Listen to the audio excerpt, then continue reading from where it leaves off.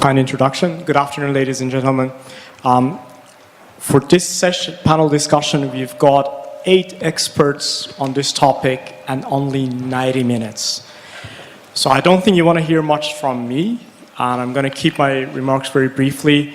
In the prior sessions, we have heard a lot about the economical benefits and the technical feasibility of implementing the Asia Supergrid.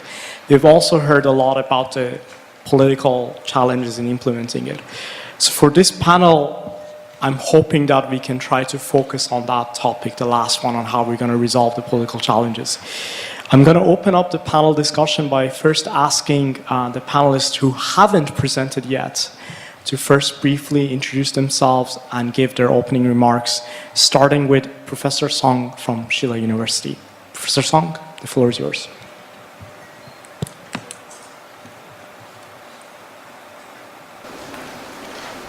여러분 반갑습니다. 앞에서 많은 분들께서 아시아 슈퍼위크의 역사적인 배경과 I'm sorry, the sound is not coming into the interpretation booth, so I'm asking for your understanding. Can you change the microphone? Okay. Thank you. 저는 그동안 저랑 선배에 왔던 Well, 슈퍼위크 노스이스트 아시아의 피라미드 스타일에 let me talk about feasibility study for Asia Supergrid that I have conducted briefly. And then from the Korean perspective, what we have to do in Korea, that will be the main topic of my main topic. As mentioned beforehand, in 2011, Fukushima accident happened in Japan, and right after that, SoftBank chairman Son Masayoshi proposed Asia Supergrid, and many people were advocating their proposal. Roughly, I agree with the proposal, but there are some parts that I have different thoughts. So in 2012, Supergrid in Northeast Asia was proposed to the National Assembly of Korea by myself.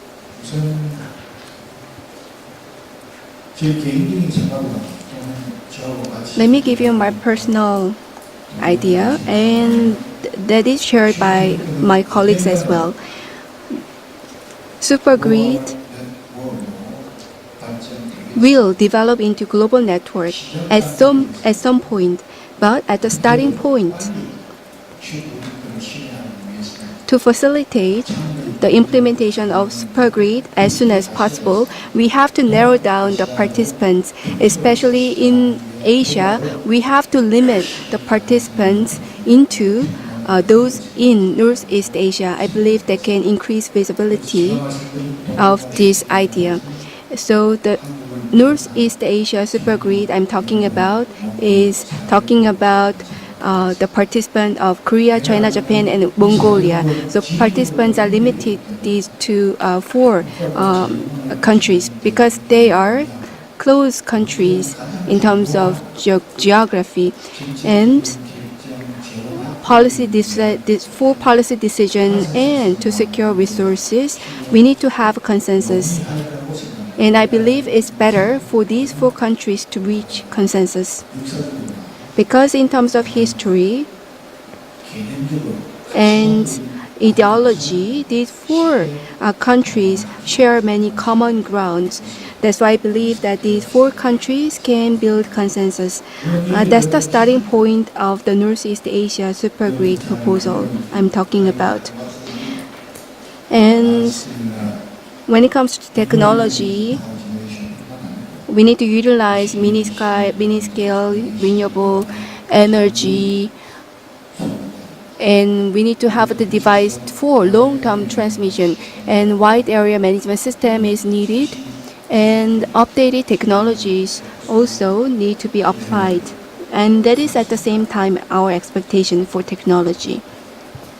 그래서 이러한 사업을 제가 말씀드린 비밀 스타일을 So against this backdrop, to conduct feasibility study successfully, the first thing we did was the International Consortium for Northeast Asia Supergrid was formed, and this is being operated so far. And the members include myself and 몽골리아 소설리티 슈퍼그리드 counterpart in Mongolia 중국에는 and Chinese counterpart CRUS, China Renewable Energy Society. These are participating in this consortium. 몽골의 에너지위에 공식 So this consortium was registered as a legal entity in the Mongolian government, and under that registration we are conducting our activities. 그동안 저희들은 이 3개국 대표 So representative of 3 countries, unfortunately Japan is not participating at the moment. So these 3 countries are meeting together to have workshop once or twice a year. So we are trying to come up with roadmap and action plans as to what to do. And at the same time, we are talking about roles and responsibility between 3 countries. That's the discussion we made so far. So going back to feasibility study, 저희들 피비지 스타디 다음에 the next step after feasibility study will be test and demonstration study setup. That will be the second step. And the third step will be Northeast Asia Supergrid will be developed into Greater Asia Supergrid, and going further we will have interconnection with global grid. So ultimately our target is to make global interconnection. 2단계 사업은 So after feasibility study, 후보 지역의 we 기상 조건 talked about conditions that is right for the site to be used in the second stage. So basic design for the second stage is attached here. And we also utilized diverse reference materials, and we conducted climate conditions, and we also checked the ground conditions at the same time.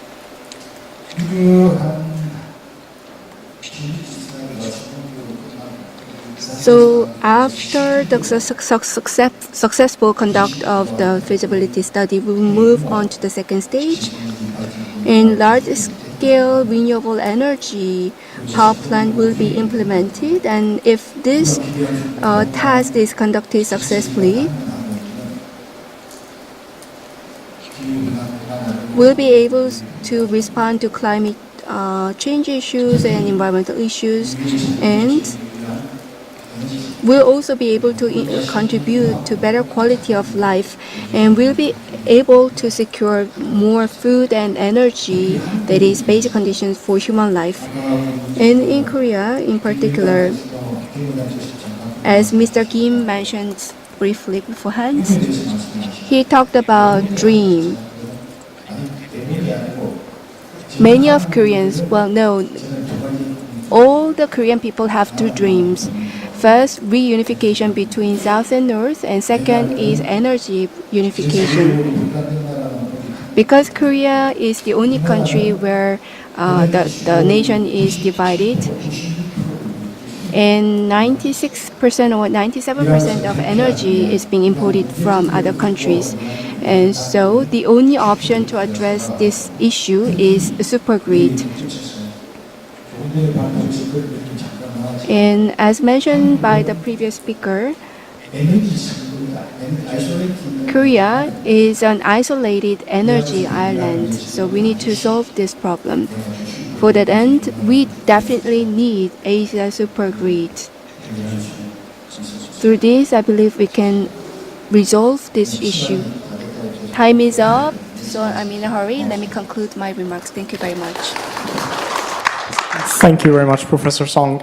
If I may ask all panelists, please do keep your time. You can look up, there's a gentleman over there showing a mark for you. You have only 5 minutes. So now I would like to invite Professor Takahashi from Tsuru University to share with us his opening remarks. Professor Takahashi. Thank you, Ali. So I'm a university professor studying energy transition, especially electricity system reform from policy perspective. And today I would like to briefly summarize the theoretical basis of the energy transition and identify interconnection as a means to realize energy transition, and then analyze the kind of conditions to realize interconnection in East Asia.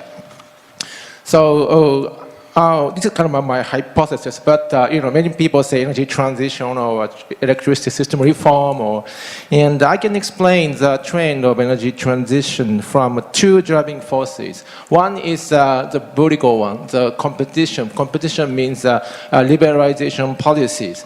Starting from 1990s, many European and also North American countries have started the liberalization policy, and the liberalization, of course, required and pursues for the wider market. That's why we need more interconnections across borders. Another driving force, the vertical one, horizontal one, is renewables deployment. Many countries have started the deployment of the renewables, and especially variable or intermittency. In order to cope with the intermittency of the variable renewable energy sources, especially European countries are so eager to construct interconnectors. It's very useful and economic means to cope with the intermittency. So the trend is from the third quadrant towards the first quadrant. And not just those Western countries, but also Japan has recently started so-called electricity system reform after the March 11 in 2011. Okay, and so interconnector is one of the very important means to realize energy transition. Okay, and please go to the next chart. If we see this trend in European context, this chart, especially bar chart, shows the electricity import volume within Europe, across the countries within Europe. And you can see the historical development of the volume of electricity import within Europe. And especially in 1990s, the increasing ratio is going higher and higher. And the 1990s is exactly the same time when liberalization policy had started, and also renewables policy has been promoted. So you can see how the development of the interconnector is coined with the development of those two policies. And if I compare the European situation with other countries, go to the next slide, please. The horizontal chart shows the export ratio of electricity, and vertical is export, and the horizontal axis shows the import ratio of electricity. So you can see France and Norway, they are the exporting countries of electricity, and say Italy is the importing countries of electricity. And could you put the button? And Europe as a whole, they import 11% of electricity, and also 11% electricity, both import and export. But these countries like Russia, China, USA, very low ratio of the electricity trade. Well, probably mainly because they are big in domestic market. But also there is a room that they do more export and import of electricity. Very sad to say, but Korea and Japan has historically no export and import of electricity. Okay, and so why? Well, I totally agree to the opinion of Mr. Miwa that it's not technical or economic or geographical or reason, but rather policy and the political reasons. So the final chart, please. I analyzed some conditions to realize electricity interconnection in East Asia from policy perspectives, which is my field of research. Yes, liberalization in Asian countries are a little bit lagging behind, but also Japan has recently started liberalization, not just the wholesale, but also retail. And grid unbundling is kind of a prerequisite to realize interconnector across borders. And already China, Russia has completed the ownership unbundling they created a TSO, neutral TSO. And Japan, Korea has done the legal unbundling. So there are some conditions. And the renewables deployment, it should never be overestimated that China is by far the number one, both in wind and solar PV deployment. And Japan also recently jumped into number 2 in solar PV. And Korea too. Under the new president, they are trying to go for the nuclear phase-out policy. Mongolia, plenty, a huge potential of wind and solar. So yes, East Asia lagging behind to some extent, but it is now the time for us to seriously consider and also constructively discuss the policy solutions to realize the interconnection in East Asia. Thank you very much.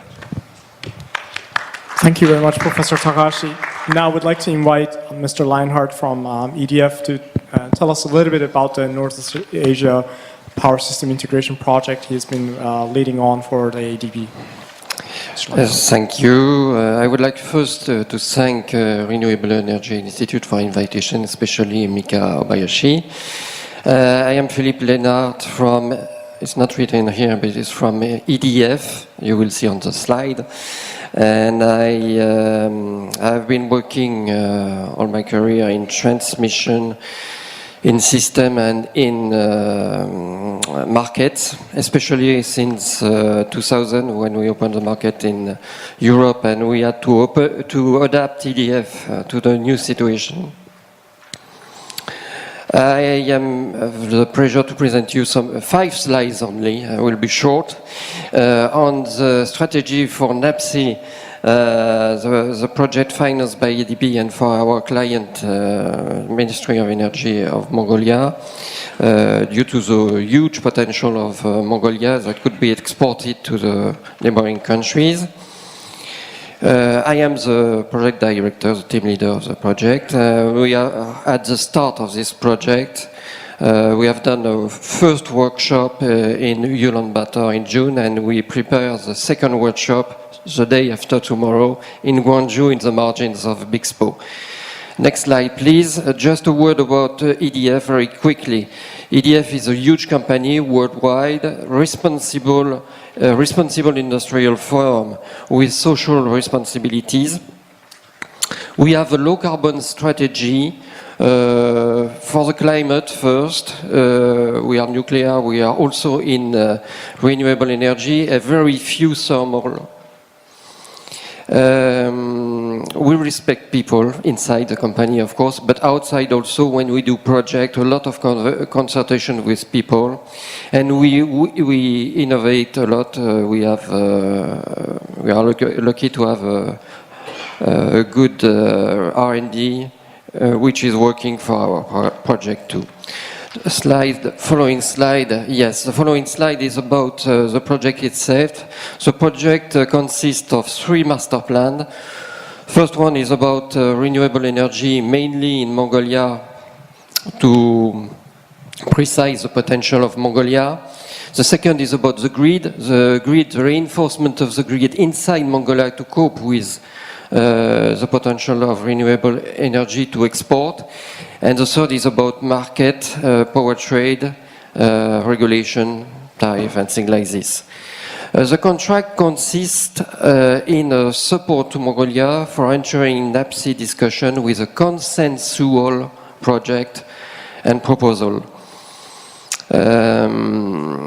We work with, inside Mongolia, Novaterra, the local expertise. We work with China CEPRI for grid studies, and we have a cooperation with Rosetti too. Next slide. The project consists of 5 workshops and 6 modules. The first was Inception, methodology and data. The second, the day after tomorrow, will be about interim report on renewable energy and market. And the fourth will be on the grid. And the last about the conclusion. We have a lot of innovation in this project because we have our tools for the grid, for renewable energy potential, and we have the experience of interconnection, especially in Europe. The last slide, I will be on time, I hope. The last slide is about sharing and cooperation. We wish an open discussion with all utilities and all people involved in the countries about data review, about the result of the pre-feasibility studies we have talked in the previous presentation, about the changes in future energy policies, and also we can share the result of our studies. I hope to be on time. Thank you for your attention. Thank you very much, Mr. Leinhardt, and you were perfectly on time. If I may, I would like to invite Mr. Nam from UNESCAP to give his briefing remarks. Thank you. Thank you. As what Professor Kim Sang-yeop did, he nicely summarized the 5 points. I will also try to summarize the key points with the five points in 5 minutes.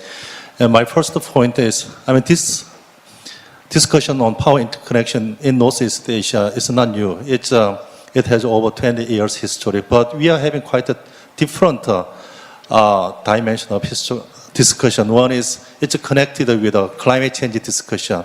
In that case, focusing on renewable energy. Before, we didn't discuss renewable, mostly just connecting grid system itself, but we are talking about the renewables. So that's a major difference. So which means we have a better position to mobilize public support and also international support as well. And then many speakers highlight that there is no financial problem. There is financially it's feasible, technically feasible.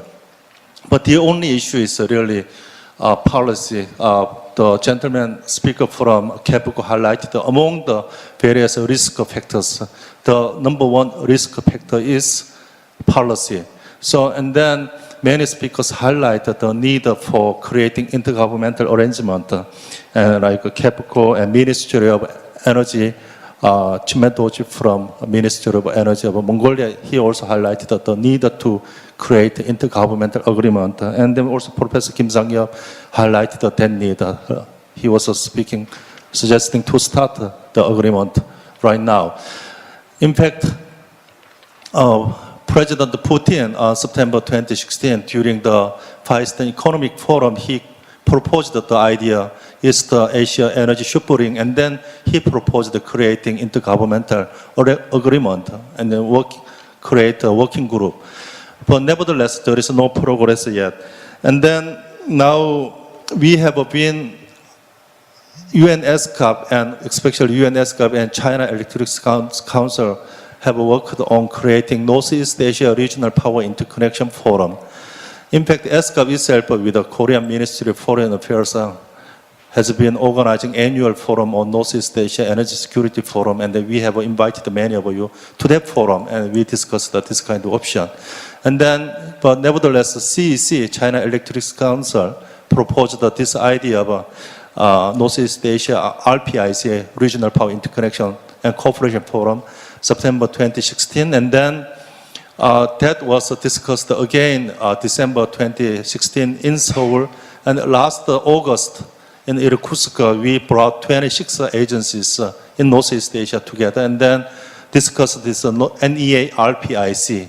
So we haven't formally adopted that, but nevertheless, we are expecting to utilize this as a multi-stakeholder platform because there are various conferences, researches, but there is no platform that can bring all stakeholders together and then share their progress and also support the joint research. So we are trying to create this multi-stakeholder platform. But when it comes to intergovernmental agreement, still there is no progress yet.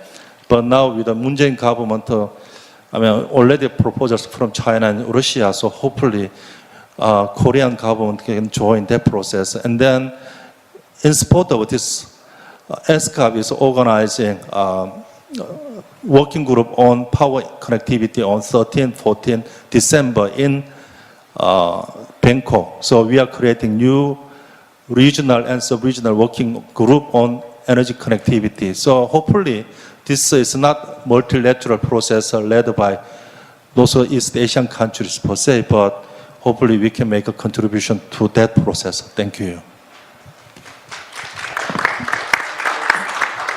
Thank you very much, Mr. Nam. If I may, I would like to invite Professor Yoon from Korea Electrotechnology Research Institute to share with us his opening remarks. 예, 감사합니다. Thank you very much. I'm Jun Jae-young. I'm from Korean Electrotechnology Research Institute, and there are many Korean participants, and I'm better speaking in Korean. Today we are talking about Asia's supergrid, so I can sum up my ideas in 6 perspectives. First of all, as many of people mentioned today, Asian supergrid or Northeast Asian supergrid is interconnecting power grid at the same time. At the same time, it is integrating markets, power markets between these countries. So this is a simple integration of hardware and software. Going further, I believe we have to think about more efficient technology and market. And in Northeast Asia, there still exists some conflicts. So maybe we need to have sustainable manner. So I believe that Asia Supergrid is a way to bring about peace to Northeast Asia. And including my organization and other research agencies, we built a Super Asia grid in terms of economy and technology, and you can see many of the results available in the market. But we do not have definite result about this project. And the review conducted in the past is not effective for the present situation. So, if we are trying to pursue specific elements of Asia Supergrid, I believe that we need to have more detailed feasibility study once again, because situation have changed. And after 2000, actually in the early 2000, private sector was at the center of this supergrid. But now the government began to be engaged with this project. However, the government is not as much as active as expected, because there can be some political and economic factors inherent in this project. So in the future, to put it into practice, I believe there should be consultation and meetings between governments. And at the same time, from the perspective of market, technology, and so on, there are some barriers to overcome. In particular, when it comes to technology, R&D, and investment can solve many of the issues, technology-related issues. However, as for market and regulation and law, each country has different momentum and different practices and different laws and regulation systems that can be more complex rather than technology. So I believe that we need to come back to this issue again through intergovernmental negotiation. Next page, please. So future power system I'm thinking about is that, well, at the moment, Korea, Japan have isolated power system. However, in the future, we are going to have cross-border power system. So there will be integrated power system in Japan and Korea.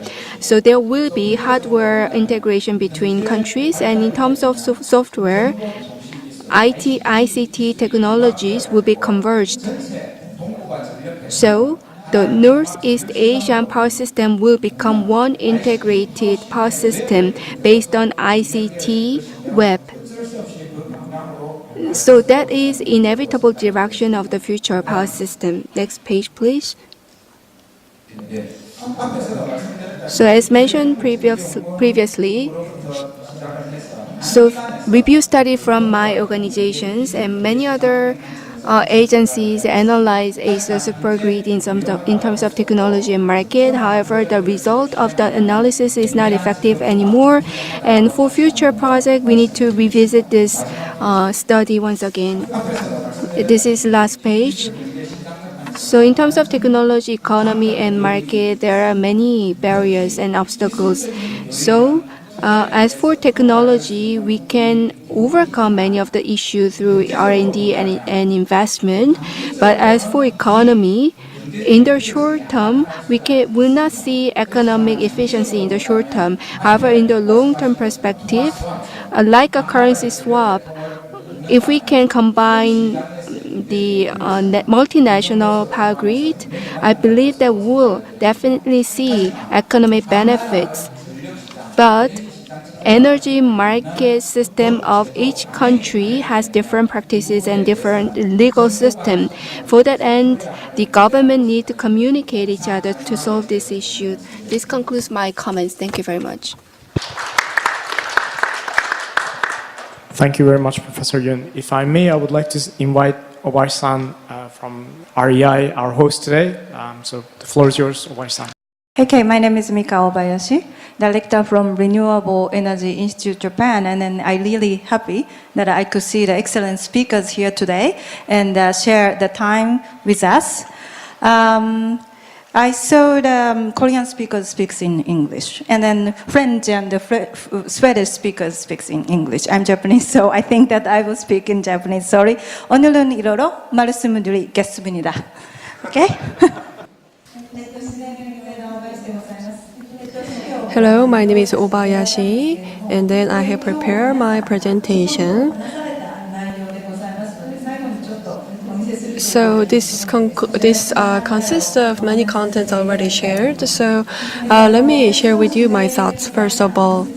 So we are REI, and from the establishment, Chairman Son has promoted Asia Super Grid, and then for the study base.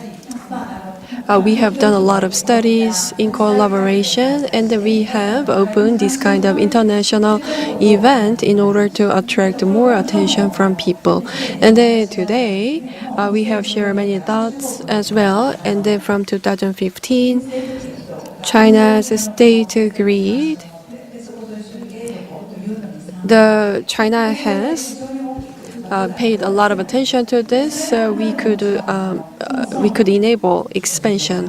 And then Professor Son or our speaker from Mongolia have also collaborated, and we have hosted many international events in Mongolia as well. So I believe that that was possible thanks to the support and establishment of the SGCC and then GEICO. So we are participating in many different international events. And then we have been friends for a very long time. So we have studied regarding the renewable energy and super grid and then energy transition and etc. And then we have promoted our effort to change the energy-related policy in Japan. So all the leaders in this circle have gathered together talking about the super grid. I think this is really amazing, even though there is a difference between different countries. Well, Korea has a new government and new President Moon Jae-in, and then he has announced his new plans for the energy, and one of them is Asia Super Grid. So from that perspective, there was no clear statement coming from Japan yet, but regarding the studies that we have done until now, we have shared with the Japanese government. And then inside the governmental circle, especially the ruling party has deep interest in this. So we are getting support from different areas. And then by 2020, regardless of the type, we hope to show you the result visually.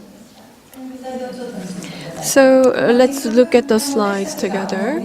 So I believe that there are so many rapid changes beyond our expectation, and there were so many things that we could see.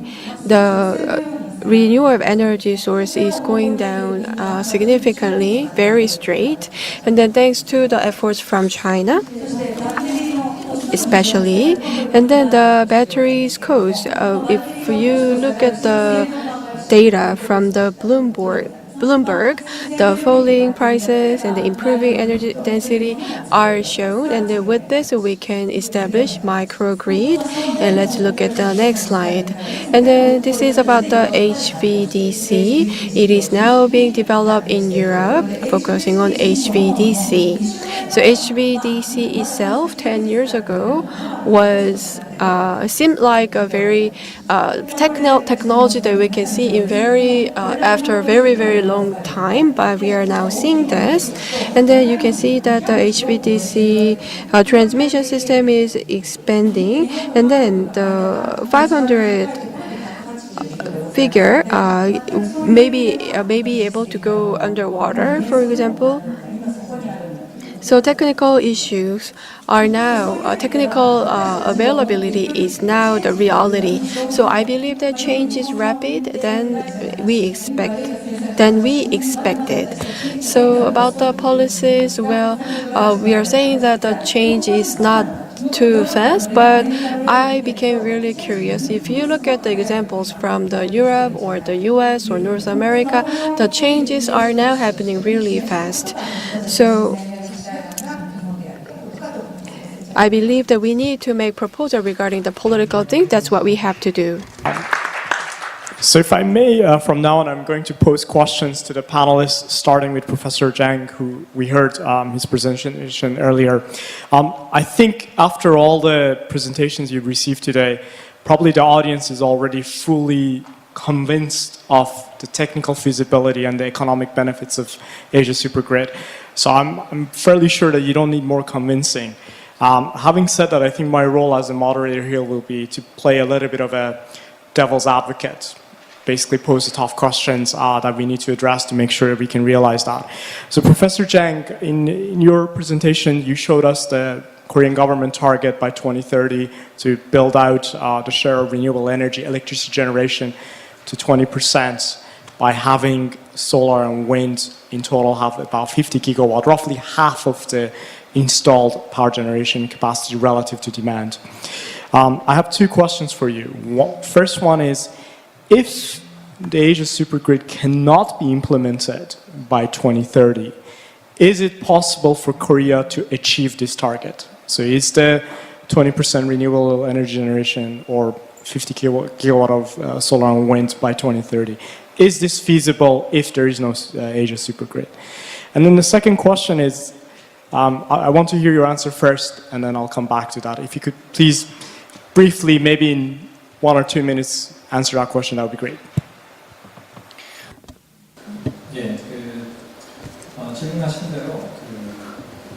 Well, from the Korean perspective, new government has the energy transition policy. So we didn't have enough time to come up with a new government energy transmission, and the government has a basic plan. So the government wants to strike a balance between supply and demand. So the government has the 8th basic electricity plan, and under the plan we are having discussion. And the plan doesn't consider interconnection with neighboring countries to meet the demand. So as you ask a question whether we can meet the target of the government without interconnection with the neighboring countries, I believe many of you will have concerns. And in Korea, without the option of Asia Supergrid, the government is formulating a plan to achieve the target under the consumption that we are not pursuing interconnection with neighboring countries. And many people are raising questions as based on feasibility, whether we can meet the government target without interconnection with neighboring countries. Many people showed concerns and criticism. That's why we are conducting feasibility study for Asia Supergrid. So I believe that Asia Supergrid can be a very efficient tool to achieve the target of the government. So the government has the 8th basic plan for electricity supply and demand. So I believe the Asia Supergrid will be included in the 8th basic plan in the near future. If I may pose a question to Mr. Nomark. So thank you very much for sharing the good examples from Europe. You showed us many positive examples. I want to ask about a project that had been proposed a long time ago and still hasn't been implemented, Desertec. Can you tell us a little bit why Desertec didn't work out? And also, based on that, what advice do you have to your colleagues in Northeast Asia on how to ensure that Asia Supergrid can be implemented? Well, I think one of the key reasons why Desertec has not happened was that I think the development of PV was beyond any expectation. And also given that there is a limited economy of scale by building large PV plants and combined then with the strong incentives given in certain countries, especially Germany, that removed part of the base for Desertec. On the other hand, I can say also that, of course, there has been this political concern with this, and still maybe is a political concern. And we have been struggling, I would say, to trust each other within Europe, within the European borders. So extending beyond is another step to take. But I think primarily the rapid development of PV was the key for this not to happen. On the political side, do you have any advice for your colleagues in Northeast Asia on how to overcome the challenges? Well, I think a lot of the things I heard here are the right thing to do, and one is to limit the scope first. I mean, to these 4 countries. I think that's a very good move. Also, that to limit the ambition of the size, because that will reveal many of the concerns about reliability. So I think these are the 2 main steps. If I would add a third one, that maybe you should consider if you could install an instrument similar to this project of common interest, because the overall benefit is bigger than the parts. So that is maybe something to consider. Thank you very much. Professor Song, if I may come back to you. Mr. Nomark just mentioned the project of common interest. As we were coming up to start the panel discussion, Professor Kim Sang-hyuk reminded me that Japan, Korea, and China used to have trilateral leadership summits. And that hasn't happened for several years now due to political challenges. In your speech, you remind us of all the various workshops that have been happening around Asia Supergrid over the years. And if I understood correctly, you also mentioned several times that participation by Japan has been a little bit lacking. What do you think is the key change that needs to happen to realize Asia Supergrid? Is it, if I may paraphrase all the discussions that I've heard today, is it really about the fact that the Japanese government is not as supportive as the rest of the governments, or are there other political challenges among other countries as well?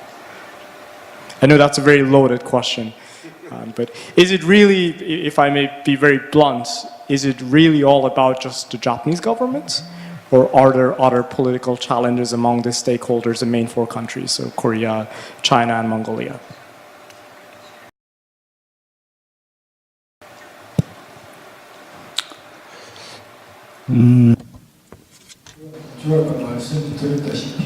Well, as I told you before,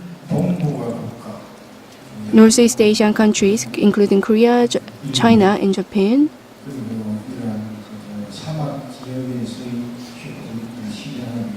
and Mongolia in desert. So these 4 countries' participation is very important, and I believe that these 4 countries can easily build consensus. That's what I thought in the past. But unfortunately, I told you about international consortium.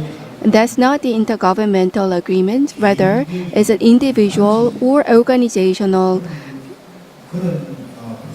formation. Well, in the beginning, before the formation of international consortium,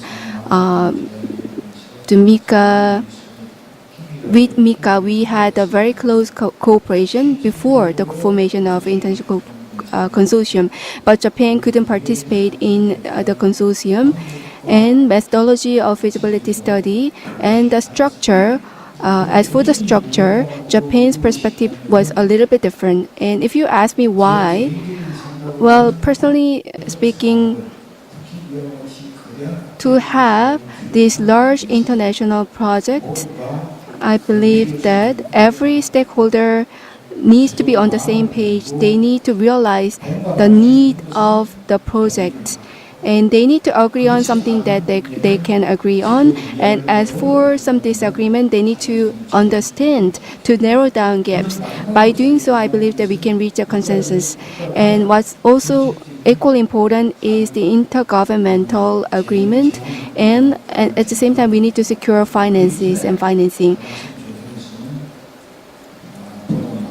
And before that process, in the feasibility study phase, we need to be more devoted and committed. So even though stakeholders are private companies rather than governments,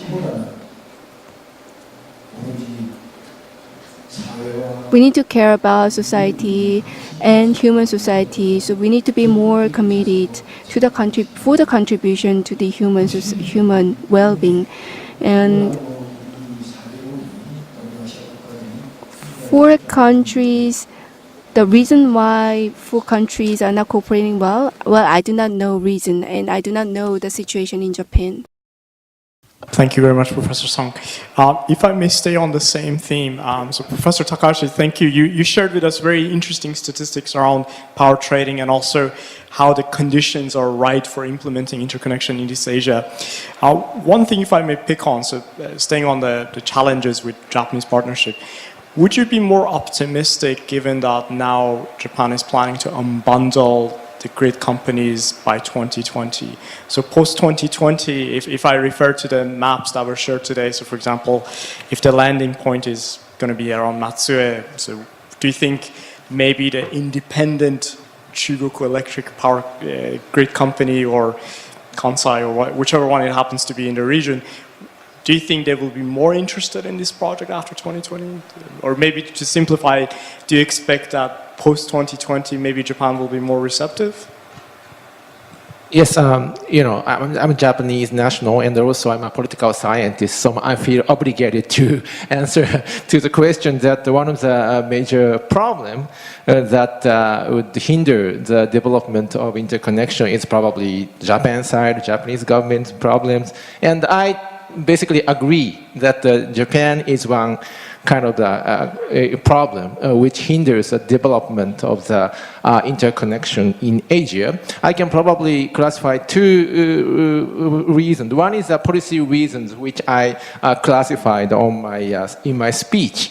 And the policy conditions are getting better and better compared with pre-March 11 situations, as I explained, and especially due to the legal unbundling, independent system operators would be available in the near future. And already Tokyo Electric has unbundled the grid companies, and that they created the Tokyo grid power companies. So those independent transmission system operators should be more eager to invest in the transmission, including the interconnectors, because that's their business, main business. They have to earn money from interconnection. And so the situation is getting better. I'm quite optimistic. And another issue is the political situations. And it's very sad to say, but Japan's diplomatic relations with neighboring countries are not so good. We have, historically, especially we have the problems. Even now, diplomatic relations disputes on the territories with Russia, Korea, and even China. And when we talk about the possibility of interconnection with those countries in Japan, unfortunately, many people are concerned about national security, energy security. Can we really rely on that? But if I am responding to such a kind of a negative opinion, I can explain in response. You know, as once again Miwa-san stressed, it's only a matter of 2 gigawatt. Okay, the annual consumption of electricity in Japan is 150 gigawatt. So 2 gigawatt is nothing. Nothing, at least for the moment. And even now, we import natural gas from Russia. The ratio is 10% of our consumption, total consumption. 10% we import natural gas from Russia, but nobody is concerned about it. So why not? Why not 2 gigawatt import of electricity from Russia? So probably Japanese people have to be more realistic and also constructive about the economic benefits of the interconnection. And the economic benefits would surely derive the political benefits. That means economic interdependence would definitely improve the diplomatic relations with the neighboring countries. So probably Japanese people, including myself and the Renewable Energy Institute, have to make more efforts to change such a political environment to be more better and understandable. Thank you. Thank you very much, Professor Takahashi. Mr. Leinhardt, just keeping this discussion going forward. So the project you're working on, if I understand correctly, this is ADB funded. And the Asian Development Bank, of course, its primary shareholders on the US and the Japanese government, but nevertheless, they're supporting this process. So there must be some political will, hopefully, on those governments, or primarily maybe this is the independence of the ADB. Putting that aside, the work that you've done shows the technical feasibility of this. May I ask you, what plans do you have to make sure that the technical value is understood by the political stakeholders that would benefit from implementing the project? Does, in your collaboration with ABD, are you planning to promote the results of this study? Yes. In our project, in the term of reference of our project, we have 3 challenges, and I will talk about another one. The first one is about the grid, the feasibility of the grid. The grid inside Mongolia, the grid of Mongolia has to be reinforced to export such kind of power, 2 gigawatt, maybe more.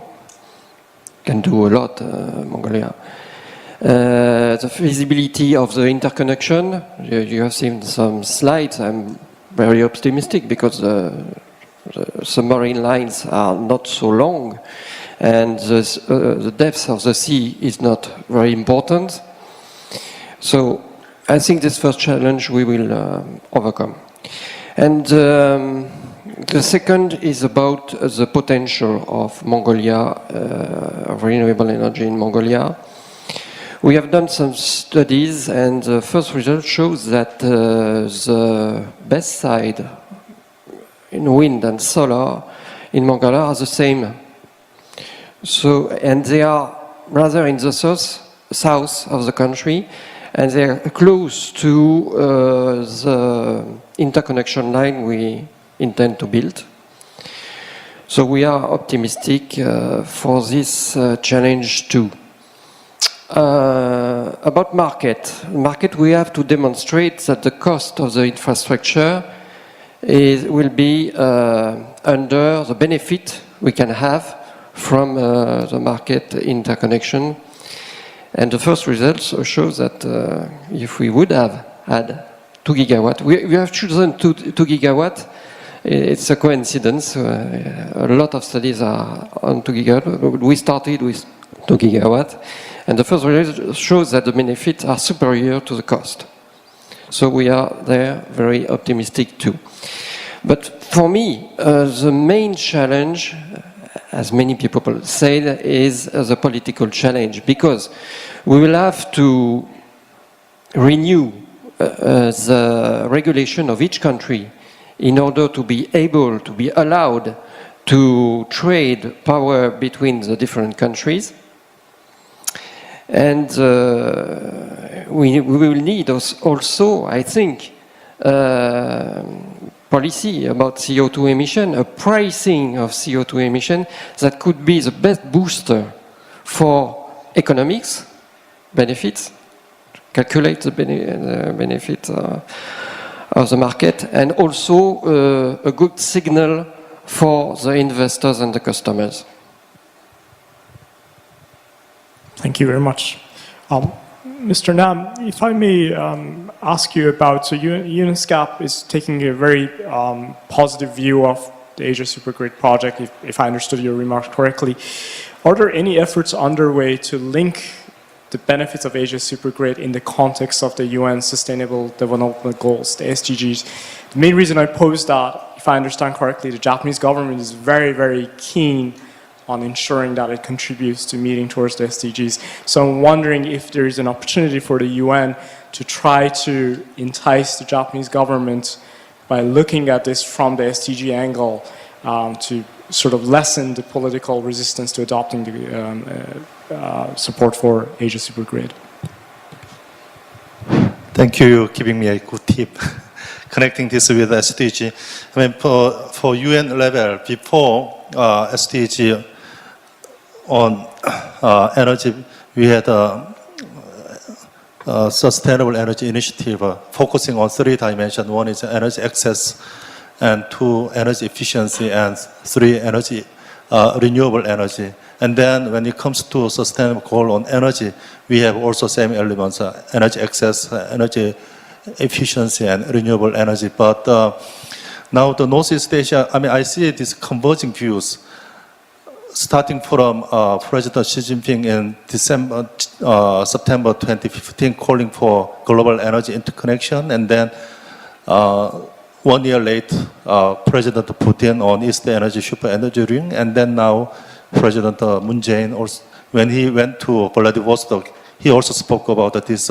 But now the issue is, but nevertheless, at the government level, so we are dealing with Ministry of Energy in China, Japan, and Korea, and even DPRK, Mongolia. I see only commitment from this ministry is from Mongolia.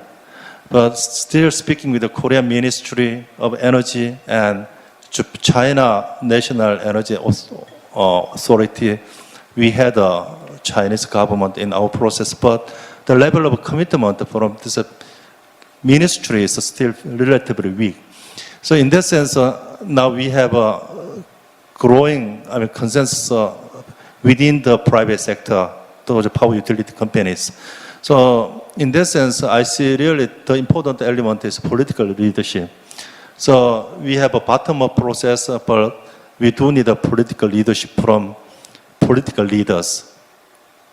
And in that sense, if those political leaders, China, Russia, Korea, come together in support of this idea, hopefully that can help Japanese political leadership to move towards this. So that's the, and then for ESCAP itself, we are not only looking at Northeast Asia power interconnection, but we are talking about Asia Energy Highway. We have been working on Asia Railway, Asian Highway. So we are talking about now Asia Energy Highway. So in this connection, we will bring regional process to support this sub-regional initiative. Thank you.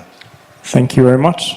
Dr. Yoon, if I may go back to the question I posed to Professor Jang earlier around the Korean government's 2030 targets for the renewable contribution. Of course, the BP8 is under development and we don't know the final results yet, but likely they will be very similar to the targets that are currently proposed. Your view on the same question that I asked, would it be realistic for Korea to have a combination of 50 gigawatt of solar and wind by 2030 without an interconnection? Yeah. As everybody in here knows, our Korean government have the great plan to construct and establish the renewable energy 20% as a generation amount within 2030. But I guess nobody believes that plan will fully realize. Also, that's in my opinion.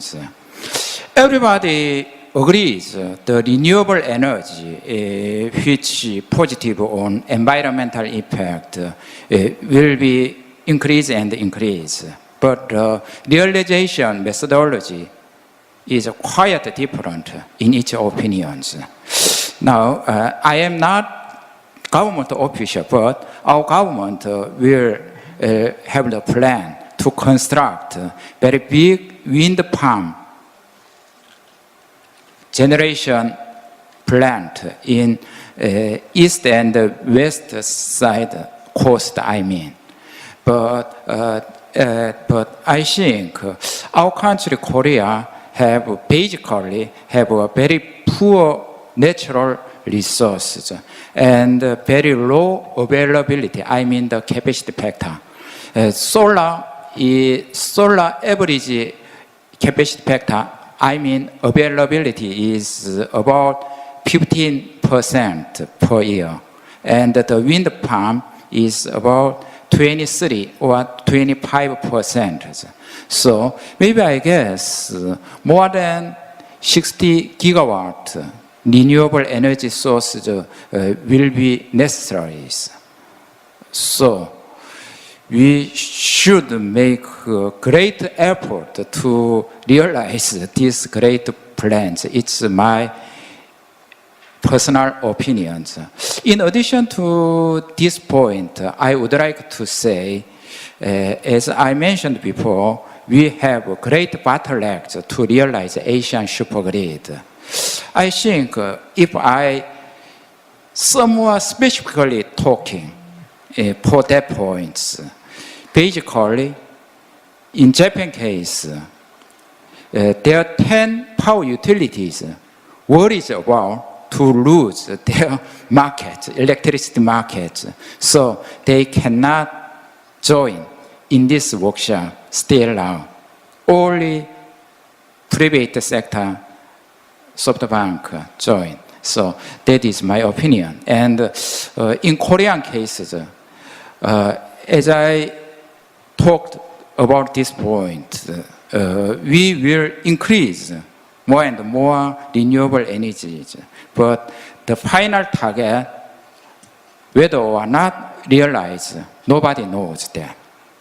And in China case, it's only my personal opinions.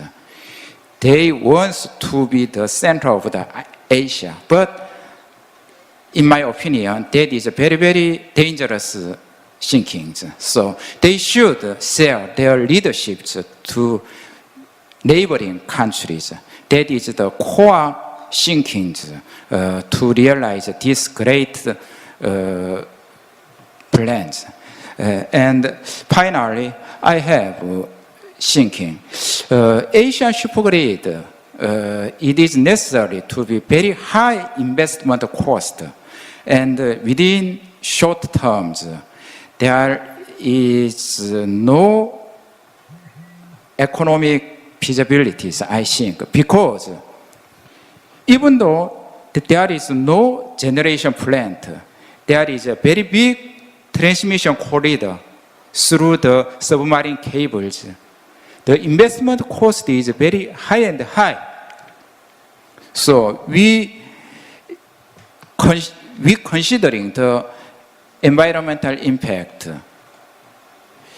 we does not guarantee the economic feasible within short terms. But I think if the interconnection capacity will be grow and grow, increase and increase, the economic feasibility will be higher and higher.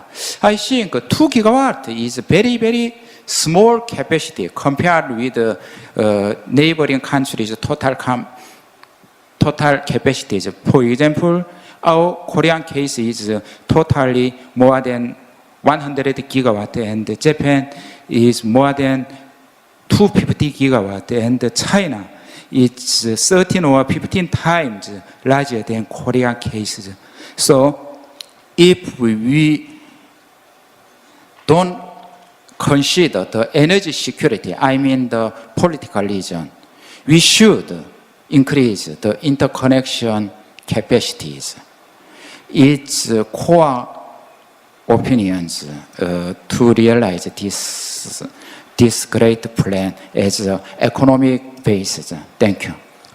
Thank you very much, Dr. Yun, for your very honest opinion. Obayashi-san, if I may come back, so it seems that we have to do something about support from the Japanese government. I would like to pose a question. So earlier in the presentation, it was commented that Minister Seko, the Minister of Economy, Trade and Industry in Japan, obviously has not showed any support for this project. What about the current foreign minister? So Minister Kono, he has had traditionally more favorable views. Prior to becoming the foreign minister, he certainly had more of a similar view on energy policy to President Moon. He favors renewables. He's more sensitive on nuclear. Would you be optimistic that he potentially might be an ally for Asia Supergrid? Or you don't think so?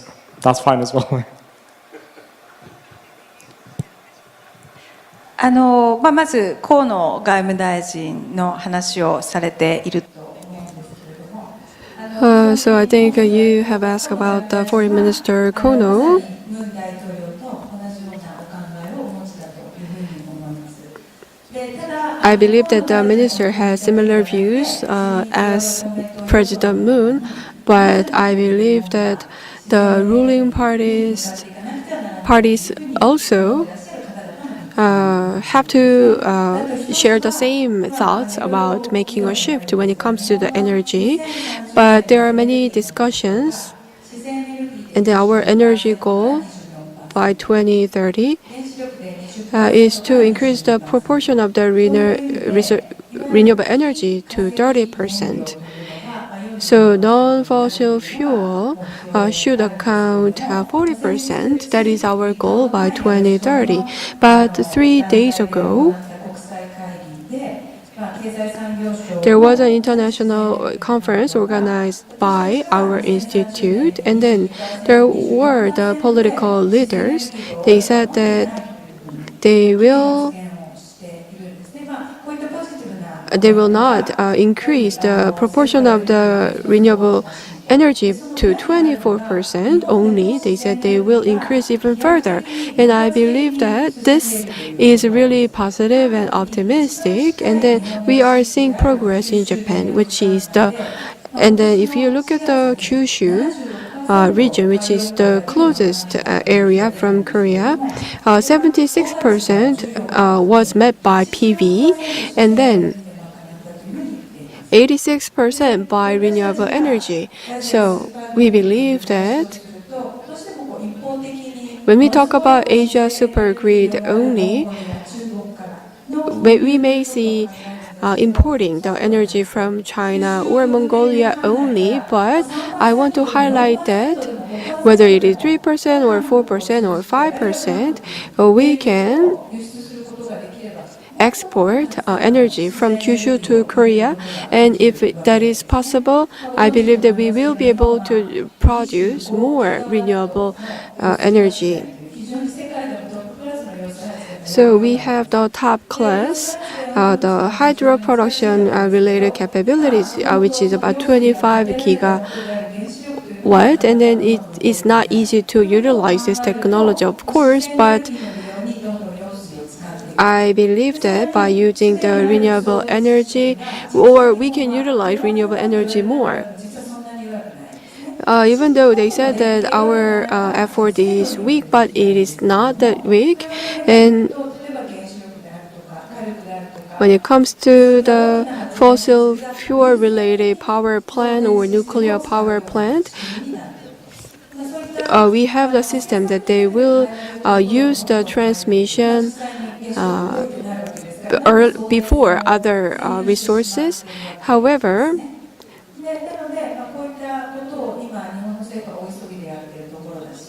I believe that the Japanese government is now rushing to implement a new policy, and the ruling party is now looking at the scene as well.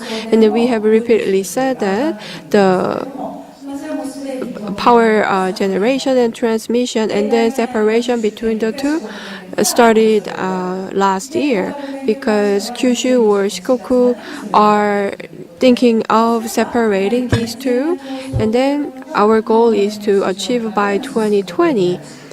So the fair competition, the principle of fair competition will work in the Japanese market as well. And then I showed you in my presentation about some study results, and then we have discussed this together. So I believe that those companies which know that the changes will happen more rapidly, well, they are now participating in this. Kyushu or Chugoku would be very surprised if they were here, but if Tohoku or Chugoku participate in this project, I believe that they will be able to participate and compete with the other companies, and then they will be able to export the renewable energy to other countries. So the changes in Japan will happen in a really near future, and then there is a very big gap between the reality and policy. So we have to look at the reality and then change the policies together. Unfortunately, I believe we have very limited time left. So what I would like to do now is give each of our panelists the opportunity to give their brief closing remarks. Please try to limit that to 2 minutes. Professor Zhang, if I may, I would like to start with you. If you would like to tell the audience any closing remarks that you have. The floor is yours, please. 예.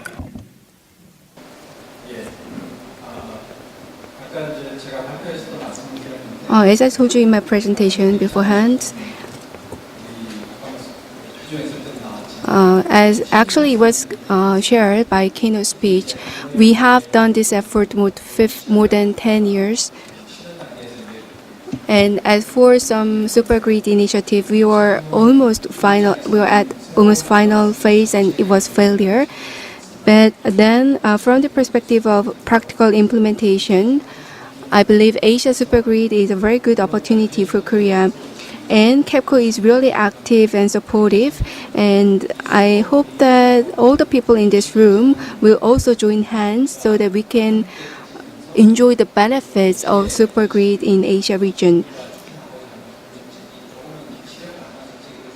So that I believe that we can make the government policy more feasible. Thank you very much. Thank you very much, Professor Zhang. Mr. Nomark, the floor is yours. Well, I think I've summarized already to an extent that a lot of good steps have been taken in terms of narrowing it down to 4 countries, also to decide a limited capacity to begin with. I do repeat again, I think it would be quite interesting if it was possible to establish something that is similar to this project of common interest, because then you could really highlight the common benefits that are bigger than the individual benefits. And then one more remark, I will not comment on Japanese policy, but I can give some light in the tunnel for the ambitious plans for Korea to build wind power, because if you look at the most dramatic price or cost development in recent years, the price drop for offshore wind. Where we've seen in Europe that the price have over 2 years been cut to half. So today the most recent plants are actually, they are down to 50 euros per megawatt hour. It used to be 100. Thank you very much, Mr. Nomar. Professor Song, the floor is yours. 예, 조금 전에 지적을 했지만 우리가 슈퍼그리드 As pointed out beforehand, supergrid and supergrid in Northeast Asia and Asia, we had a long discussion for that, but we just talked. And we didn't put that into practice. There can be many reasons for that, But basically, we are different countries and different organizations, and we have different opinions and we have different interests. That's why we couldn't reach a consensus. So personally, I think that today's conference, and we can have a smaller version of the conference so that we can have very specific discussion how to realize Asia Supergrid or Northeast Asia Supergrid, so we can open our hearts and we can collect our wisdom. I hope to have more occasions like that in the future. Through this, even though we reach a consensus, policy decisions will be needed and we need to secure huge amount of finances. So after reaching consensus, we have to communicate our consensus to high-level government officials of each country. So through this, I believe that we can realize Asia Supergrid in the near future. Professor Takahashi, please. Yes, once again, I explained the policy reasons and the political reasons which, in a sense, hinder the development of the interconnection, especially in Japan. And as for the policy reasons, of course, I'm a policy researcher, so I continue to, propose more realistic policies to realize interconnection. And of course, once again, unbundling should be one of the key to make that happen. So market forces should give the incentives to those even to the incumbent utilities to make investment in the interconnection. And as for the political reasons, once again, as a political scientist, I of course promise to strive even harder to make this, in a sense, sentimental discussion, but more realistic and constructive. And another, also I would like to ask all those people here in Asian countries to cooperate, to put pressure on Japanese government to make that happen. Historically, the Japanese government is relatively weak by, outside pressure. And sometimes if we want to change our domestic policies, we need certain pressure from the outside government. So if Asian countries, Asian governments could cooperate to continue to put pressure on Japanese government, and Japanese government may be more confident, it's time for us to start the cooperation over the energy across Asia. Thank you. Thank you very much. Maybe we should get President Trump to put pressure on Prime Minister Abe. Mr. Leinhardt, your closing remarks.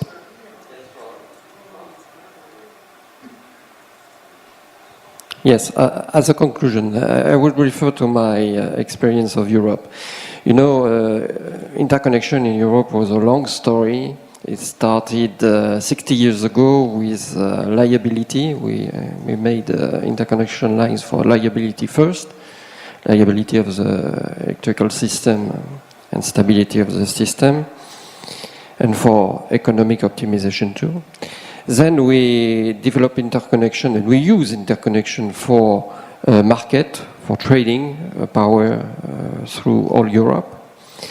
And after, the renewable energy revolution came, and we are obliged to use this interconnection because, in Europe it's forbidden to curtail the renewable energy. They have the priority on the grid.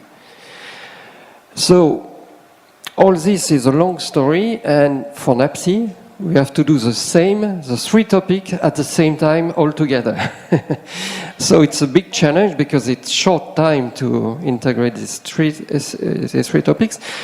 But it's also an opportunity to have important valuation regarding the cost of the needed infrastructure. And this is also good for political decisions. So I am optimistic. Thank you very much for the optimistic message. Mr. Nam? UN 직원보다는 지금 Well, I want to speak from the perspective of a Korean rather than the person working in the UNESCO. So we met in 1993 for the first time, and then we have thought about this issue for about 24 years. So we have only talked about the South and North, and then we expanded to include Russia. So it was a political issue in the past, but when it comes to China, Russia, and other countries, technical issues have been resolved, and then the dependency upon each other is getting more and bigger.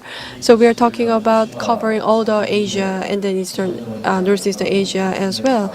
And of course, the Chairman Son's willingness was important after the Fukushima incident, but I believe that we have seen a turning point in the past few years. From 2016, we have started our discussion in a deeper way, but I believe that we need more interest in the political circles as well. So, and then from the political environmental perspective, I believe that we have to look at the European cases more. Well, they have started that kind of cooperation based on the coal and then other resources, the steel. And then I think we can take it as an example to promote our own Asia Supergrid from the political and environmental perspective. We need more interest from more participants. And then we were disconnected from North Korea in terms of the electricity in 1948, but well, we are talking about 2 gigawatt as a starting point, and then we can build up reliability based on that. We need more interest from you. Thank you very much. Dr. Yoon? 예, 한국 전기영 I'm Yoon Jae-young from Korean Electrotechnology Research Institute. As a closing remark, I'd like to say like this. Within bloc countries globally, there is no region without interconnection. Northeast Asia is the only region without interconnection. And if you think about the proportion and importance of Northeast Asia globally, it's very it doesn't make sense that Northeast Asia doesn't have interconnection. So I believe that Asia Supergrid will be realized in the future. So not only supergrid, not only power grid, but also infrastructure such as gas, railway, and roads, everything that can be connected through network. I believe they should be connected with neighboring countries. Among them, power and electricity. If you think about technological characteristics, for example, it's not possible to store power, and there is a high risk of blockage. That's why, from the perspective of energy security, power is more important than other infrastructure, and that is at the same time is serving as a stumbling block that make it difficult to interconnect with neighboring grid.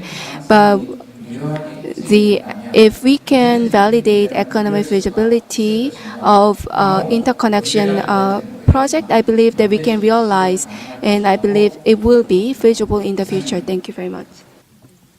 Thank you very much, Dr. Yoon. Wai-san, you get the last word. もうちょっと時間がないので簡単に申し上げたいと思います。I will speak brief because of the time limit. From the perspective of Japan, the supergrid in Asia, well, it may be beyond our imagination, but as we have discussed a lot today, well, Japan is one of the countries that has not been involved in the interconnections, but I believe that we can give a new perspective about this project because of this region. So if incident happened, maybe the grid may be severed. That is the concern that some of the Japanese people have. But rather than looking at this issue in a negative way, I believe that we need to take a positive way. It will be a big step for us to promote the further development. I believe that the 3 countries and then Russia and Mongolia should take a starting step. And I believe that that's going to be our goal in order to realize peace in this region. So I hope you have learned from all the insights of the panel financial viability, the technical feasibility of Asia Supergrid. Now I think it's the responsibility of all of us to share this knowledge with all the stakeholders, whether politicians or great companies, to make sure that this vision can be implemented. With that, I would like to thank our panelists and hand it back to our kind MC. Thank you very much. Hello, everyone. I'm very much honored to conclude, deliver the concluding remarks of this symposium. And definitely, many people concluded so many things, so I don't think that I don't need to be here, but I have to say something. But first of all, thank you very much for Renewable Energy Institute for organizing these things, together with all the Korean strong partners and colleagues. Also, we are happy, ADB also support these events. And I'm also working on this power interconnection for quite a long time. And starting from just all the researchers talk. But things changed, and well, partially it's of course a reason from China. China opened up the door, and a new policy, Belt and Road, and GETCO formed, and that was a big change for me. And plus that's a very, very good initiative for us, because I never thought that it will happen in just 1 year. KEPCO is always strong supporter, and from a company's or business sector's point of view, they are always trying to outreach how to get connected with other countries. And today we had a guest speaker from parliamentarians, and I hear a very strong voice from a Korean government that they want to pursue this policy and try to make it happen. Of course, Russia is always want to be part of it, and they have abundant renewables and to be exported, and which is very natural to be part of this discussion. Mongolia, primarily my client country, and that's why I'm supporting Mongolian government. Mongolia has a good reason to also push these things because they have abundant renewables, and if they can export, they can earn foreign direct investments. And so I think each country has different incentives or good incentives. And then so far, Chinese government has a good policy, just go out and invest outside and get connected. So that's their basic policy. Korean government is also same. And what I see is that during the discussion, I think all government, including Japan, has one thing as a common goal, is that the decarbonizing energy sector. Everyone is trying to achieve that how to reduce the CO2 emission. And each government has a commitments, international commitments. So, which is a good thing. I think people are looking at the same direction. But however, how to reach these commitments, I think each country has a different motives, different incentives. I think, well, from Korean perspective, I think decarbonizing is good because the Korean industrial, it may match with the Korean industrial policy, the green development policy. So if greening means that the one primary benefit goes to the Korean industries, and then also the changing the industrial shift from heavy industry to more value addition green industries. Mongolia, taking an example, because they are solely rely on coal and copper export, and which is very brown, but if they can export the excess renewable energy, that will bring also their economy much more greener, and then also they can earn more cash from other countries. Take a look at China is also same. China has a very, very strong industrial base in solar and wind, and then upcoming battery industries. And Chinese government is also very striving to change its industrial structure. They are heavily relying on iron, coal, and cement industry. So, but They have to change the industrial structure. So it has a good reason to do it. But I think today's discussion goes around that Japan is very laid back and they are not interested in, and they are the only one who is standing block to bring all the parties together. It could be. But I think, I'm just posing question, but especially policymaker or researcher, what is going to be the good incentives or message to Japanese government? To me, that economy, everyone talks about the interconnection, is about it brings the low-cost electricity. But is that something appealing to the Japanese government? My personal view, I don't think so. Because Japanese society, including me, we got used to so much high electricity cost. And yet we never talk about such things in the media. I never heard. Although I'm very much away from Japan, I live in Manila, but at least at the national broadcasting, I never heard that the people are protesting about the high electricity cost. So which means that the selling that the cheap electricity by interconnection, is that the right message that we should send to the Japanese government? I personally think I don't think so. So it has to be some other incentives to give a message to the Japanese government.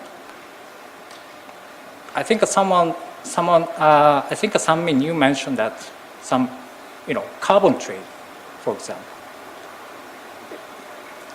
Carbon offsetting. If you get connected with the interconnection, and then if there is any mechanism to offset the carbon, would it be something that, okay, so would it be that something good incentives for the government? Maybe yes.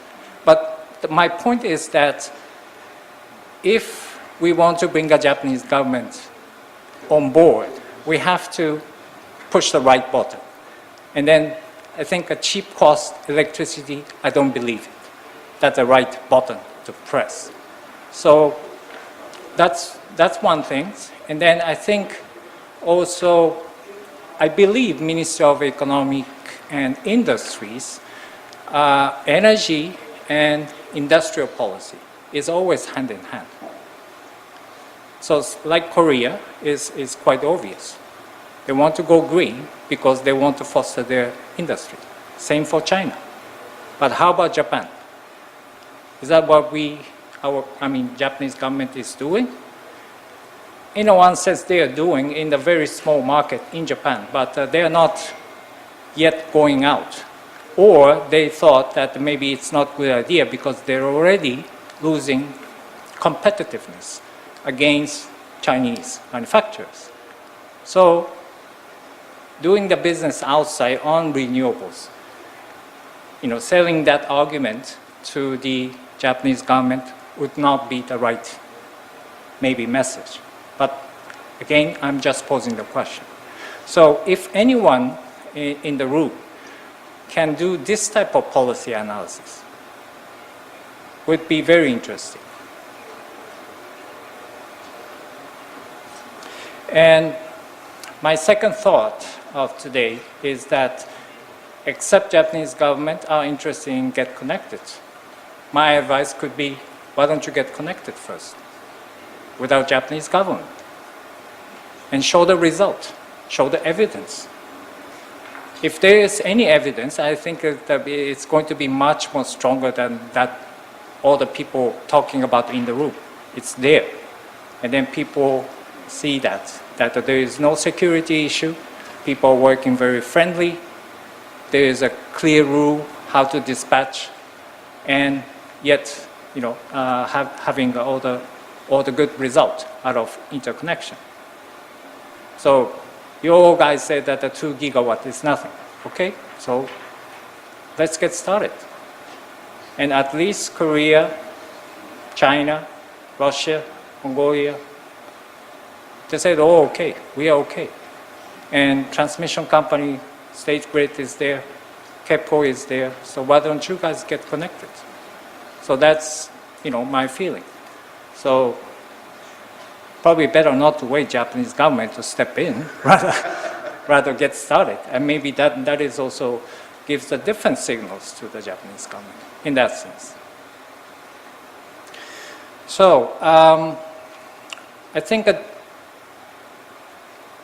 this is very exciting, and then I never thought that this discussion elevated this much high in a very short-term period.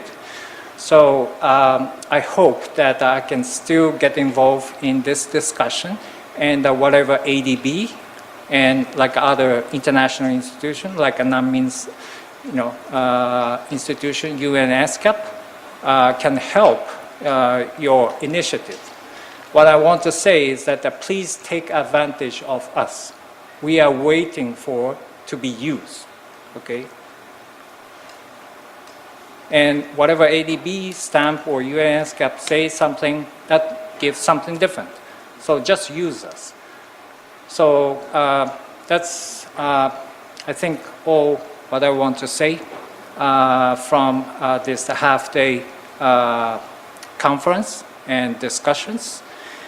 And I wish you all that, all coming very good result out of this conference. And